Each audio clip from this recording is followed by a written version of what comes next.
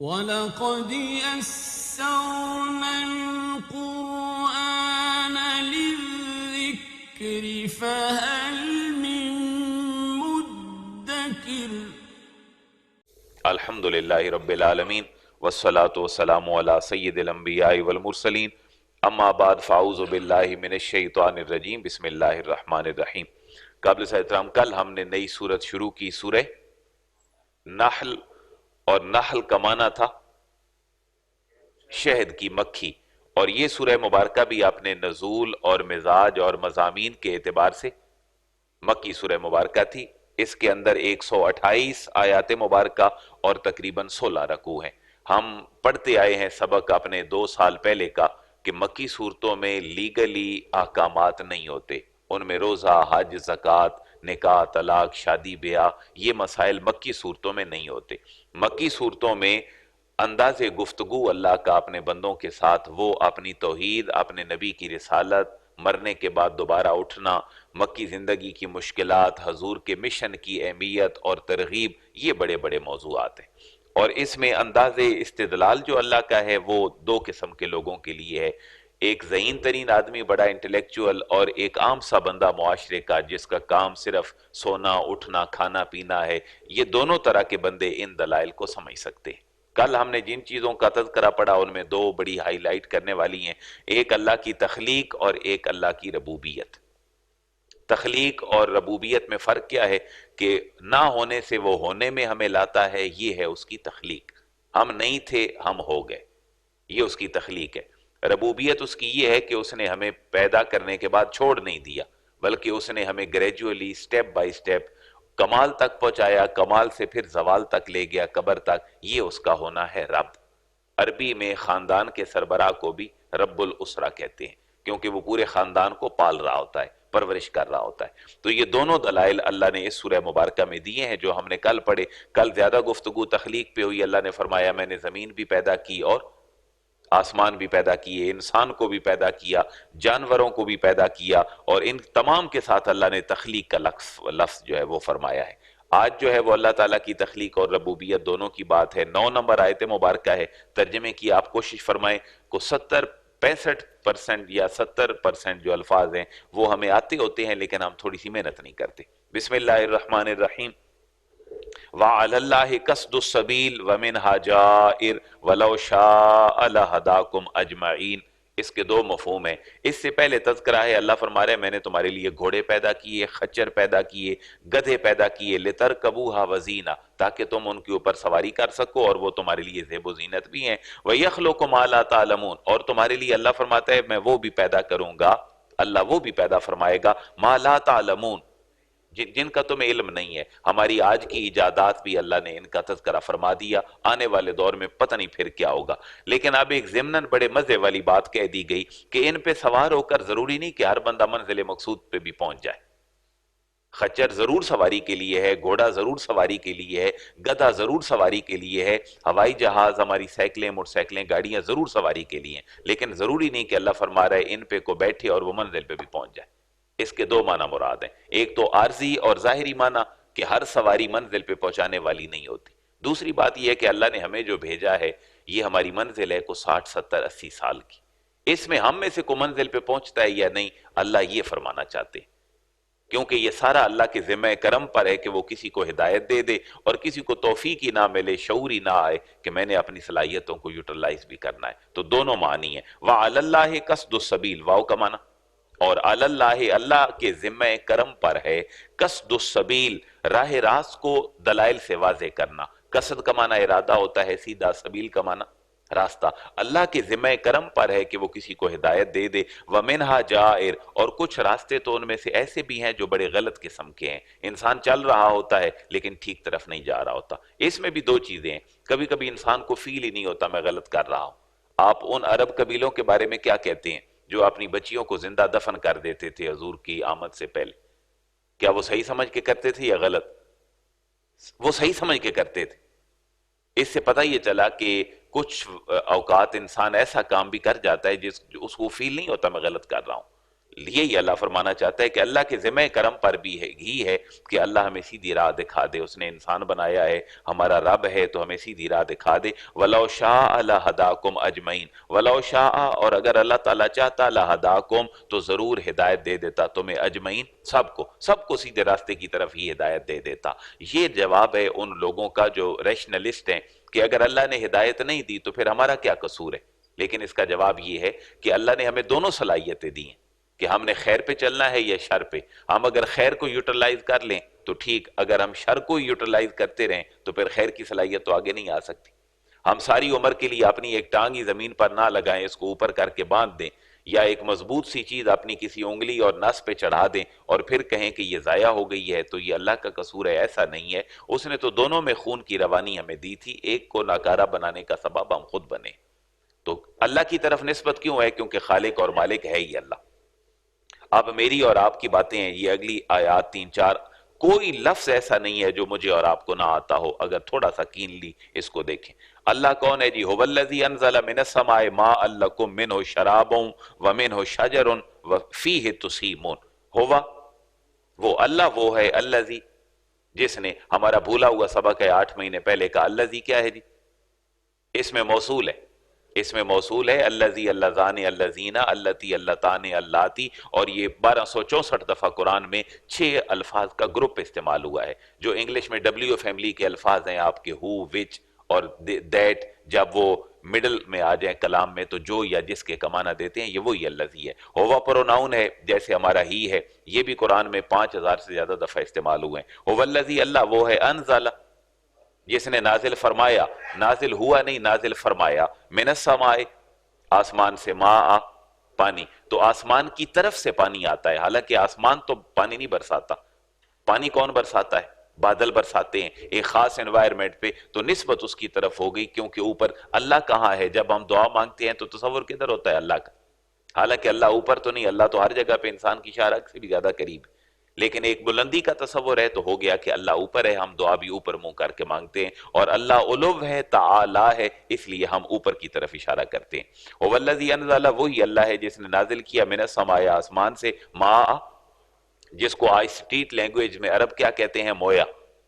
جس کو قرآن ماء کہہ رہا ہے اس کو عربی میں ان کی جو اسٹریٹ لینگویج ہے اس میں وہ مویا کہتے ہیں. اور جو شائی ہے، چائے ہے، اس کو شویا کہتے ہیں. اشرب الشائی، تم چائے پیو. ماء لکم، یہ ہے تمہارے لیے. اس سے تم کام کیا کیا لیتے ہو؟ منہ شرابن، یہ تمہارے پینے کے کام بھی آتا ہے. شراب تو نیگیٹو سینس میں ہو گیا نا، شراب، لیکن یہ شراب کی لٹرل میننگ ہے پینا کسی چیز کا. منہ شرابن، اس پانی سے تم پینے کا کام بھی لیتے ہو، تمہارے پینے کے کام آتا ہے. وَمِنْهُ شَجَرٌ، واو کا معنی اور، من سے، ہو، اس سے، اس پانی سے. شجرن، تم یہ جو درخت اگانے کا کام ہے، نباتات، بوٹنی، یہ بھی تم اسی سے لیتے ہو. وَفِيهِ تُسِيمُونَ، اور جس میں تم اپنے مویشی بھی چراتے ہو.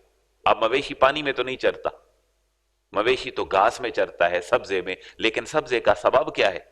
اور پانی پھر کون برسا رہا ہے؟ تو کتنے نیچے والے لیول پہ اللہ نے آ کے بات فرمائی کہ تم اپنے روزمرہ اپنے اٹھنے بیٹھنے میں بھی دیکھو تو میری ذات کا عرفان تمہیں نصیب ہو جائے گا. جانور تمہارا ہے، دودھ تم پی رہے ہو، اس کا گوشت کھا رہے ہو، چمڑا اس کا لباس بنا رہے ہو، اس کے اوپر سوار ہو رہے ہو، یہ تمہارے سبزے پہ پل رہا ہے، سبزے کو پانی اگا رہا ہے، اور پانی کو میں نازل فرما رہا ہوں. هو الذی انزل من السماء ماء ينبت لكم به الزرع والزيتون والنخيل والأعناب ومن كل الثمرات ان في ذلك لآية لقوم يتفکرون. یہ کولیسٹرول والوں کے لیے شاید اللہ نے وہ بیان کیا، ہم زیتون کا تیل لے کے آتے ہیں جی، کولیسٹرول بڑھ گیا ہے تو اب یہ چیز استعمال کی جائے. اللہ نے یہ بھی دلیل کے طور پر دے دی. وَيُنبِتُ لَكُمْ بِهِ الزَّرْعَ، اور اللہ جو ہے وہ يُنبِتُ، اگاتا ہے، یعنی پانی جو ہے وہ نازل اللہ فرماتا ہے اور وہ پانی جو ہے وہ پھر اگاتا ہے. لکم، تمہارے لیے، بھی اس پانی سے، الزرع، کھیتی. کھیتی اور زراعت، اس کو کیا کہتے ہیں جی ہم انگلش میں؟ زراعت کو ایگری. تو پتہ چلا یہ سارے علوم ایگریکلچر یہ ہمارے قرآنک سائنسز ہیں. یہ میں نے جمعے پہ بھی عرض کیا تھا کہ اسلام میں کوئی دو پہلو نہیں ہے کہ دینی اور غیر دینی تعلیم الگ ہے. اسلامی یا غیر اسلامی تمام تعلیمیں اسلامی تعلیمیں، لیکن اس کے اندر سے جو تربیت کا عنصر ہے وہ ہم نے کھینچ لیا. ہمارا بچہ جو ہے وہ مشین بن گیا ہے، پروفیسر بھی بن گیا، ڈاکٹر بھی بن گیا، انجینئر بھی بن گیا، لیکن اپنی زندگی نہیں گزار پا رہا جو اس کی میاں بیوی اور خاندان اور فیملی پہ مشتمل ہے. وزیتون، اور زیتون اللہ فرما رہا ہے وہ تمہارے لیے اگاتا ہے، والنخیل، اور کھجوریں۔ ہم نے دیکھا نا نحل ہے اور ایک ہے نخل، تو دونوں میں فرق ہے۔ جو ہے کے ساتھ ہے اس سے جو نحل ہے اس کا معنی ہے شہد کی مکھی، اور جو نقطے کے ساتھ ہے نخل اس کا معنی ہے کھجور، اسی سے نکلا ہے نخیل۔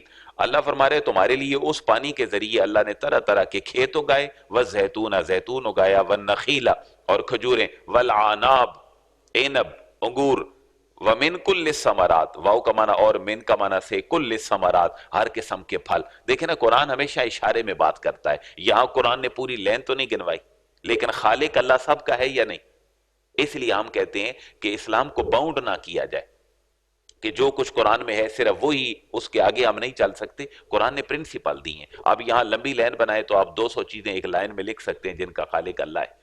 لہٰذا اسلام کے اندر بڑی فلیکسیبلٹی ہے، اسلام جو ہے وہ بڑا اکاموڈیٹنگ ہے، ہمیں ہر لمحے میں اس کو باؤنڈ نہ کیا جائے۔ باؤنڈ کریں گے پھر ایک دوسرے پہ ہم شرک اور کفر کے فتوے لگائیں گے، اور پھر ہر بندہ دوسرے بندے کے عمل پہ دلیل مانگے گا کہ تم صحابہ اور حضور کو دکھا دو کہ انہوں نے کیا یا نہیں کیا۔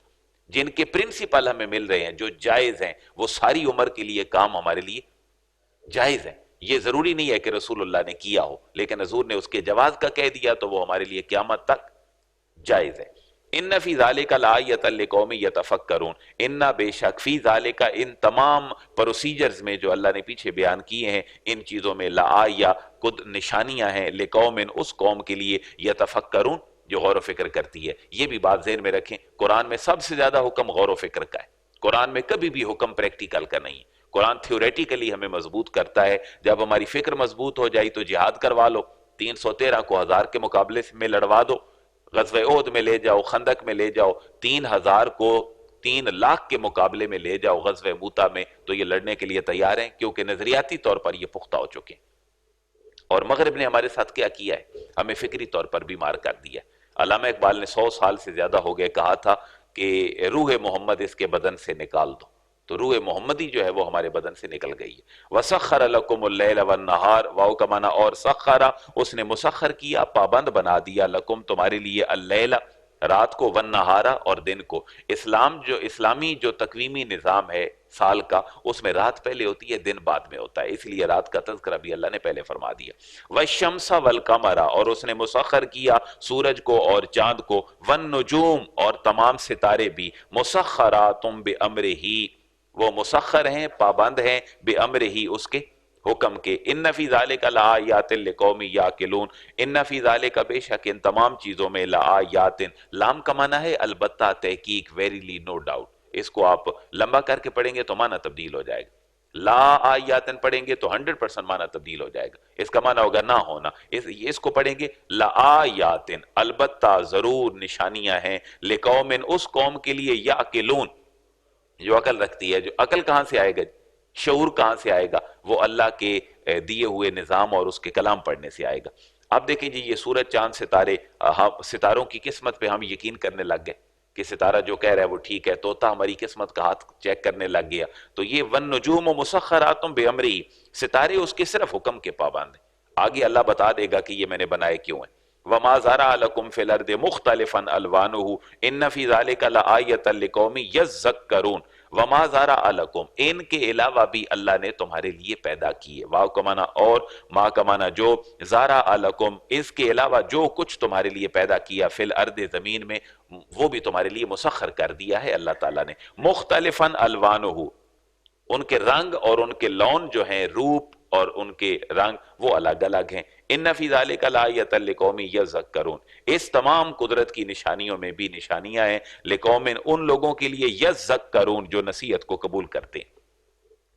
وَهُوَ الَّذِي سَخَّرَ الْبَحْرَ لِتَأْكُلُوا مِنْهُ لَحْمًا طَرِيًّا وَتَسْتَخْرِجُوا مِنْهُ حِلْيَةً تَلْبَسُونَهَا وَتَرَى الْفُلْكَ مَوَاخِرَ فِيهِ وَلِتَبْتَغُوا مِنْ فَضْلِهِ وَلَعَلَّكُمْ تَشْكُرُونَ۔ اب یہ ایک اور ذریعہ سفر ہے، کیونکہ عرب جو ہیں وہ تجارت کرتے تھے مشرق اور مغرب میں، لإیلاف قریش ایلافہم رحلۃ الشتاء والصیف، سردیوں میں کسی اور ملک میں نکل گیا، گرمیوں میں کسی اور ملک میں۔ جیسے آپ پرندوں کو دیکھتے ہیں کہ سخت سردی کے موسم میں اپنے علاقے چھوڑ کے اور علاقوں میں چلے جاتے ہیں، تو اللہ ان کی تجارت کو اپنی ذات پہ دلیل بنا رہا ہے۔ بھائی دیکھو، جن سمندروں میں تم کشتیوں پہ سفر کر کے جاتے ہو، یہ پانی کو کس نے مسخر کیا ہے؟ اللہ فرما رہا ہے یہ جس نے پانی کو مسخر کیا ہے اور تمہارا بوجھ برداشت کر لیتا ہے یہی تمہارا رب ہے. واؤ کا معنی اور ہوا وہی ہے الذی جس نے سخر پابند کر دیا مسخر کر دیا البحر سمندر کو لتاکلوا تاکہ تم کھاؤ من ہو اس سے لحمن طریا گوشت تر و تازہ گوشت تم اس میں سے کھاؤ. تو سمندری چیزیں بھی کھانے کے لیے ہیں. آناف کے نزدیک سمندری چیزوں میں مچھلی جو ہے وہ حلال ہے، باقی مگرمچھ اور یہ چیزیں مینڈک یہ حلال نہیں ہیں، لیکن امام شافعی فرماتے ہیں کہ سمندر کی جتنی بھی چیزیں ہیں وہ ہمارے لیے حلال ہیں. تو ہمارے ہاں عموماً کھائی نہیں جاتی یہ جو جھینگا ہے یا عموماً کھائی جاتی ہیں چیزیں، ان میں اختلاف اس لیے پایا جاتا ہے.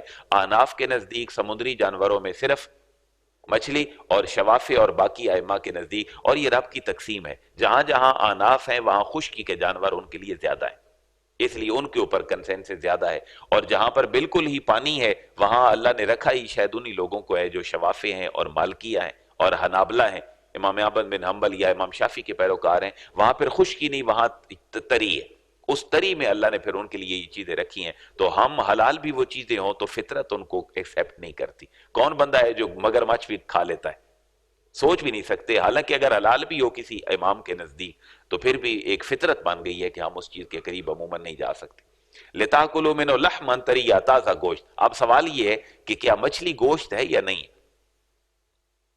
گوشت بنتا ہے خون سے، کیا مچھلی میں خون ہوتا ہے یا نہیں ہوتا؟ ہم اس کو وائٹ میٹ ضرور کہتے ہیں، لیکن کیا وہ گوشت ہے یا نہیں ہے؟ گوشت خون سے بنتا ہے اور مچھلی میں خون نہیں ہے. اس لیے امام اعظم ابو حنیفہ نے ایک جملہ یہ بھی کہا ہے اپنی فقہ میں اور ان کے تابعین نے کہ اگر کوئی بندہ یہ کہے کہ میں آج کے بعد گوشت نہیں کھاؤں گا قسم ہے، اور مچھلی کھا بیٹھا تو قسم ٹوٹے گی یا نہیں؟ امام صاحب کہتے ہیں نہیں ٹوٹے گی، مچھلی گوشت نہیں ہے. لیکن یہاں اللہ اس کو کیا فرما رہا ہے؟ لِتَأْكُلُوا مِنْهُ لَحْمًا طَرِيًّا، یہ کیا ہے؟ تازہ گوشت ہے. تو یہاں قرآن کے جو الفاظ ہیں کبھی حقیقت میں استعمال ہوتے ہیں کبھی مجاز میں استعمال ہوتے ہیں. اچھا جی، دابہ جو ہے وہ زمین پہ چلنے والے جانور کو کہا جاتا ہے. ایک قیامت کی نشانی بھی ہے کہ دابۃ الارض آئے گا، لیکن قرآن نے کافروں کو بھی دابہ کہا ہے. اللہ تعالیٰ فرما رہا ہے زمین پہ چلنے والوں میں سے بدترین جو جانور ہے وہ کافر ہے. اب ایک سوال ہے، مثال ہے، اگر کوئی بندہ قسم اٹھا لے جی میں جانور پہ سوار نہیں ہوں گا، اور وہ کافر کے کندھے پہ بیٹھ کر کہیں 10 قدم چل پڑا تو قسم ٹوٹے گی یا نہیں؟ یہ فقہاء نے باتیں لکھی ہیں.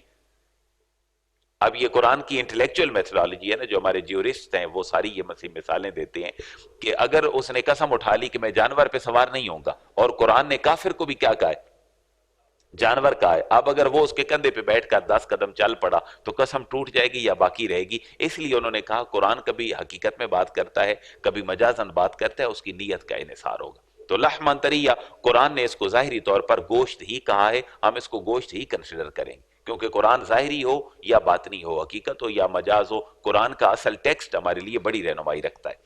وَتَسْتَخْرِجُوا مِنْهُ حِلْيَةً تَلْبَسُونَهَا، اور یہ جو موتی اور سیپے ہیں گونگے ہیں یہ ہمارے نکلتے ہیں سمندروں سے اور پانیوں سے. اللہ فرما رہا ہے وَتَسْتَخْرِجُوا، سمندر اس نے تمہارے لیے مسخر کر دیا، وَتَسْتَخْرِجُوا، اور تم نکالتے ہو اس مِنْهُ اس سے حِلْيَةً زیور. حلیتن زیور، یہ جو زیور کی دکانیں ہیں وہ اسی لفظ سے ہوتی ہیں عرب کنٹریز میں. حلیتن تلبسونہا، جن کو تم پہنتے ہو، تم بھی پہنتے ہو تمہاری خواتین بھی پہنتی ہیں. تو یہ جو زیور ہے یہ بھی ہم سمندر سے نکالتے ہیں. وَتَرَ الْفُلْكَ مَوَاخِرَ فِيهِ، واو کا معنی اور ترا، اے مخاطب تو دیکھتا ہے، الفلک کشتیوں کو، مواخر فیہ جو موجوں کو چیر کر جا رہی ہوتی ہیں. کتنا شدید پانی ہوتا ہے لیکن تمہاری کشتیاں تمہارے بحری جہاز جا رہے ہوتے ہیں ان کا سینہ چیر کر. وَلِتَبْتَغُوا مِنْ فَضْلِهِ، اور ہم نے سمندر اس لیے بھی بنا دیا ہے کہ تم اس میں اپنا ذریعہ رزق تلاش کرو. تو یہ ساری باتیں اللہ کی توحید پہ دلیل ہے کہ ذرا دیکھو تمہارا رب تو وہ ہے جس نے پانی میں تمہارا، دیکھیں یہ ایک بندہ صرف بحری جہاز میں جا رہا ہے سفر، راستے میں وہ شکار بھی کر رہا ہے، کھانا بھی کھا رہا ہے، ساری چیزیں اس کو ساتھ مل رہی ہیں. تو یہ خالق ہی ہے جس نے ساری چیزیں ہمارے لیے مینج کر دی ہیں. وَلَعَلَّكُمْ تَشْكُرُونَ، اور اس سارے فلسفے کے پیچھے ہے کیا کہ اللہ ہمیں بتانا چاہتا ہے کہ تم کیا کرو، شکر کرو، تمہیں کیا کچھ نہیں دیا ہے. کبھی ذرا سوچیں نا میں اور آپ اس جہان میں کہ اگر ہمارا کھانا ہمارے باڈی کے آرگن کے لیے الگ الگ ہمیں مینج کرنا پڑتا، آنکھوں کے لیے الگ چیز کھانا پڑتی، کانوں کی سماعت کے لیے الگ چیز کھانا پڑتی، اور میدے کے لیے الگ چیز کھانا پڑتی، جگر گردے کے لیے الگ خوراک ہوتی، اور ان کو باہم پہنچانے کا نظام بھی الگ الگ ہوتا، تو میں اور آپ 24 گھنٹوں میں کیا کرتے؟ کچھ بھی نہ کر سکتے. ہمارا کام ہے کھانا، اور اللہ نے پھر زبان میں ٹیسٹ رکھ دیا ہے. اس سے بڑی نعمت کیا ہو سکتی ہے اس کی.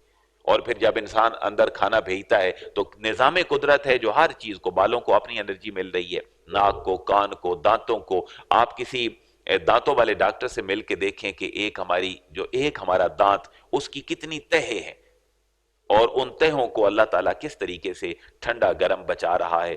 کچھ لوگوں کو ٹھنڈا لگتا ہے، کچھ رگیں کمزور ہو جاتی ہیں، کچھ دانت نکلوا لیتے ہیں. تو میں تو حیران رہ گیا کچھ سال 6 مہینے پہلے ایک ڈاکٹر سے مل کے کہ ایک دانت میں اللہ تبارک و تعالیٰ کی تخلیق اور ربوبیت کی کتنی مہارت ہے، کتنے پردے ہیں اس کے اندر کہ جن کے ساتھ ہم یہ پوری چیزیں مینج کرتے ہیں. اللہ نے یہ نظام دے دیا ہمیں. وَأَلْقَى فِي الْأَرْضِ رَوَاسِيَ أَن تَمِيدَ بِكُمْ وَأَنْهَارًا وَسُبُلًا لَعَلَّكُمْ تَهْتَدُونَ وَعَلَامَاتٍ وَبِالنَّجْمِ هُمْ يَهْتَدُونَ. بس ہم یہیں تک ہی پڑھیں گے، پھر نیا موضوع شروع ہوگا. اور اس نے اپنی ربوبیت پہ، اپنی تخلیق اور اپنے اللہ ہونے پہ اگلی دلیل کیا دی. وَأَلْقَى فِي الْأَرْضِ رَوَاسِيَ، واو کا معنی اور القا گاڑ دیے، ٹھوک دیے، فی الارض زمین میں، رواسیہ اونچے اونچے پہاڑ. جب زمین پیدا ہوئی تو کانپنے لگی، بیلنس کے لیے اللہ نے اس کے اندر کیا بنا دی؟ پہاڑ بنا دی. کیونکہ آج سائنس بھی یہ کہتی ہے، کتنی دنیا آج تک ایجاد ہو چکی ہے، ہم کچھ نہیں کہہ سکتے. پہلے 3 براعظم تھے، آج 7 ہیں. پتہ نہیں دنیا کا کونا کنارہ کہاں اور موجود ہے، آنے والے وقت میں کیا ہوگا. لیکن خشکی زیادہ ہے یا پانی؟ پانی زیادہ ہے. 70% کے قریب پانی ہے، 30% راؤنڈ اباؤٹ خشکی، آپ کے کھیت اور پہاڑ ہیں. اللہ فرما رہے ہیں اس کو بیلنس کرنے کے لیے ہم نے پہاڑ گاڑ دیے، اور پہاڑوں کے اندر پھر اس نے میرے اور آپ کے لیے معدنیات رکھ دی. معدنیات بھی آپ پورا علم ہے. معدنیات کو کیا کہتے ہیں سر انگلش میں؟ جی، منرل. تو اللہ کتنے سارے علوم ہیں جو اللہ نے قرآن مجید کے اندر ہمارے لیے رکھ دی ہیں. وَأَلْقَى، اور اس نے گاڑ دیے ہیں، فی الارض زمین میں، رواسیہ اونچے اونچے پہاڑ، ان تمید بکم، تاکہ تمہارے لیے زمین لرزے نہ، وَأَنْهَارًا، اور اس نے پھر تمہارے لیے زمین میں پہاڑ اور نہریں جاری کر دی ہیں، وَسُبُلًا، اور پہاڑوں کے اندر پھر آپ مری کے پہاڑ ذرا دیکھتے ہوئے جائیں مظفر آباد کے کسی دور دراز کے علاقے میں، تو چلتی ہوئی گاڑیاں اور ان کے اندر راستے، یہ کس کی تخلیق ہے؟ اللہ کی. اس نے انسان کو صلاحیت دی ہے. وَسُبُلًا، اور اس نے راستے بنا دیے، لَعَلَّكُمْ تَهْتَدُونَ، تاکہ تم اپنی منزل پہ پہنچ سکو. اللہ فرماتا ہے تم اپنی منزل پہ پہنچ سکو، میں تمہیں اپنی منزل پہ پہنچانا چاہتا ہوں. اور تمہاری منزل جو ہے وہ شرف انسانیت ہے. وَعَلَامَاتٍ، اور اس نے راستوں پر علامات بنا دی ہیں. آج سے پہلے لوگ راستہ کیسے دیکھتے تھے؟ آج تو سنگ میل آ گیا، کلومیٹر آ گیا. لوگ سورج کے ذریعے، چاند کے ذریعے اور تاروں کے ذریعے، قطبی تارہ، یہ ساری سحری اور صبح کے انتظامات ہوتے تھے. وَعَلَامَاتٍ، اور راستوں پر علامات بنا دی. وَبِالنَّجْمِ، اور جو نجوم ہیں، ستارے ہیں، ہم اس کے ذریعے یہتدون، وہ ہدایت پاتے ہیں. تو حضور نے کتنی پیاری مثال دی، میرے صحابہ ستاروں کی مانند ہیں، تم جس کے پیچھے بھی چلو گے ہدایت پا جاؤ گے. تو یہ قرآن ایک مثالیں ہیں جو دی ہیں. افمن یخلق کما لا یخلق افلا تذکرون. آپ یہ فائنل جملہ کہہ دیا کہ افمن یخلق، آ کا معنی کیا، فا کا معنی پاس، مان کا معنی جو، یخلق جو تخلیق فرماتا ہے. اتنی ساری باتیں پیچھے جو ہم نے پڑھی ہیں، سمندر، پہاڑ، کشتیاں، منرل، اس کے اندر سارے خزانے، کیا وہ جو ان ساری چیزوں کو جس نے تخلیق فرمایا ہے یا تخلیق فرماتا ہے، کما لا یخلق، کاف کا معنی کی طرح، کیا وہ اس کی طرح ہے؟ من لا یخلق، جو کچھ بھی تخلیق نہیں کرتا. تمہارے بت جو تمہارے سامنے پڑے ہیں، جن کی تم پوجا کرتے ہو، لات، منات، حبل، کیا یہ اور تمہاری پیدائش کرنے والا وہ رب، کیا دونوں برابر ہو سکتے ہیں؟ اچھا جی، پھر جواب کتنا پیارا دیا، افلا تذکرون، کیا تم غور نہیں کرتے ہو؟ جیسے بندہ اپنے بیٹے کو سمجھاتا ہے نا، بیٹی کو، بیٹا کچھ بھی تمہیں خیال نہیں ہے کہ محنت نہیں کرتے ہو، پڑھتے نہیں ہو، کل تمہارا کیا بنے گا. اسی لب و لہجے سے کہیں بڑھ کر اللہ 70 ماؤں سے زیادہ شفیق ہے. تو اللہ فرما رہے جو سب کچھ پیدا کرتا ہے اور جو کچھ بھی پیدا نہیں کرتا، کیا ان دونوں میں کوئی فرق نہیں ہے؟ افلا تذکرون، کیا تم اتنا بھی غور و فکر نہیں کرتے ہو؟ تو میرے بھائی غور و فکر کریں، اپنی اولادوں کو مکی صورتیں پڑھائیں اور ان کو ترجمہ پڑھائیں. ان کے اندر تو اختلاف ہی کسی بات کا نہیں. چند ہمارے احکامات ہیں جن کے اندر اختلافات ہیں، ورنہ اگر مکی صورتیں پڑھیں تو آج کی انٹلیکچوئل میتھڈالوجی ہمارے بچوں کی، فلسفہ اور منطق، بہت بہتر طریقے سے ہمارے بچے اپنی رہنمائی لے سکتے ہیں. اللہ ہمیں سمجھ کی اور عمل کی توفیق نصیب فرمائے. الحمدللہ رب العالمین، والصلاة والسلام على سید الانبیاء والمرسلین. ربنا آتنا فی الدنیا حسنہ وفی الآخرۃ حسنۃ وقنا عذاب النار.